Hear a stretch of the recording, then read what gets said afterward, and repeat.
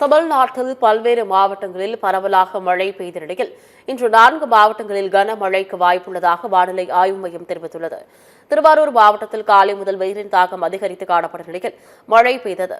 அம்மையப்பன், சேத்தமங்கலம், விளமல், கோட்டூர், விக்கிரவாண்டியபுரம், பல்லவராயன்கட்டைப்பாளையம் உள்ளிட்ட பல்வேறு பகுதிகளில் கனமழை பெய்தது.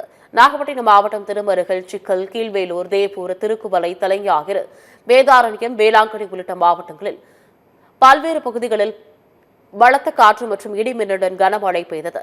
கரூர் மாவட்டம் குளித்தலை நகர் பகுதி மற்றும் சுற்றுவட்டார பகுதிகளில் காற்றுடன் கனமழை பெய்தது. கோட்டைமேடு, சத்தியமங்கலம், மயிலாடி, மருதூர் உள்ளிட்ட பகுதிகளில் மழை பெய்ததால் பொதுமக்கள் மற்றும் விவசாயிகள் மகிழ்ச்சியடைந்தனர். இதேபோன்று திண்டுக்கல் மாவட்டத்தில் கொடைக்கானல் உள்ளிட்ட பல்வேறு பகுதிகளில் பரவலாக மழை பெய்தது. மழையின் போது போடியக்கவுண்டன்பட்டி கிராம சாவடியில் மின்கம்பி அறுந்து விழுந்தது.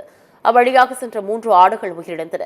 நாமக்கல் சுற்றுவட்டார பகுதிகளான முதலைப்பட்டி, வள்ளிபுரம், எருமப்பட்டி, மகரம்பட்டி உள்ளிட்ட பகுதிகளில் கனமழை பெய்தது. இதேபோன்று விருதுநகர், கள்ளக்குறிச்சி மாவட்டங்களில் ஒரு சில பகுதிகளில் பரவலாக மழை பெய்தது. புதுச்சேரியில் பகலில் வெயில் வாட்டி வதைத்த நிலையில் இரவில் கனமழை பெய்தது.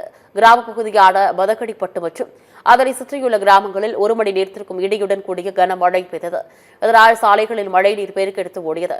தாழ்வான பகுதிகளில் மழைநீர் குளம் போல் தேங்கியதால் வாகன ஓட்டிகள் மற்றும் பொதுமக்கள் கடும் சிரமத்திற்கு ஆளாகினர்.